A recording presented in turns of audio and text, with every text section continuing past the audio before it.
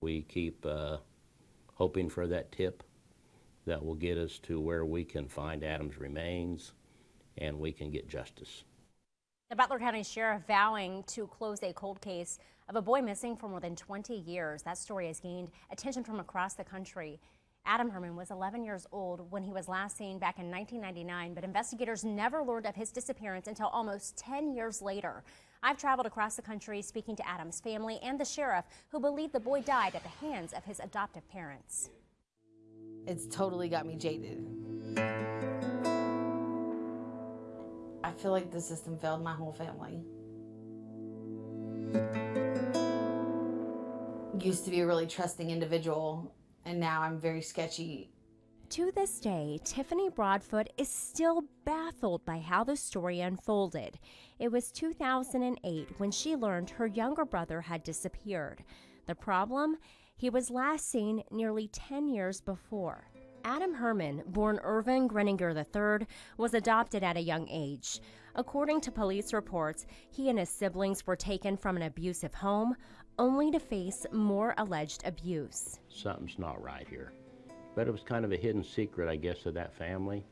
And it went on for years until I believe he finally died or was starved to death or was killed.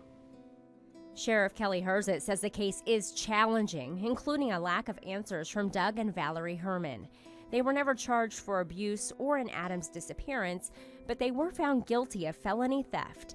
They collected at least $15,000 in state assistance checks that were meant for Adam, money they collected after he vanished. The parents moved away from Derby to a mobile home park in Towanda. They supposedly removed Adam from public school, and the state confirms Valerie registered to do homeschooling. By the next spring, the Hermans claim 11-year-old Adam ran away from home. They said he ran often and never reported it to police in fear that they'd lose their kids. At the same time, they told their children Adam was taken by the state. It really blows my mind how does that even happen? How does somebody go missing for that many years? Unless the person is just a really, really good liar. I just keep hanging on to the hope that he is alive and well out there. Years ago, we spoke to the Herman's daughter, Crystal, who told us she was trying to organize a family reunion. She contacted SRS, and they told her Adam was still with her parents. She knew that was not true, and that prompted the missing persons case. An investigation started not long after, with detectives coming out here to this property to search inside of that home, looking at computers, pictures, anything they could to find little Adam. As they searched that property in Kansas, nearly 600 miles away, over here in Indiana, is where Adam's biological dad lives, and he gets a phone call. He hears from police, and then he realizes the heart-wrenching news that his son is missing, or maybe worse. It's the not knowing that kills you. I mean, I have my beliefs of what happened. Irvin Greninger wants to one day find out what happened to his kid. He fought for custody since Adam was a toddler, but once he was in foster care, there was no hope. He wants his boy to be with family in Indiana, where Irvin says he should have been from the start. If all we find is a sack of bones, I want to bring him here and bury him here. It's murder, waking up every morning, seeing his picture beside my bed. The last picture I ever had of him. So, I'd love to know what happened.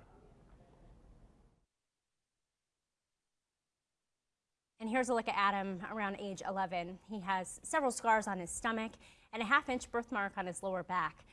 Advocates with the National Center for Missing and Exploited Children, they created this composite of what he may look like now at 32 years old. That's the picture on the right.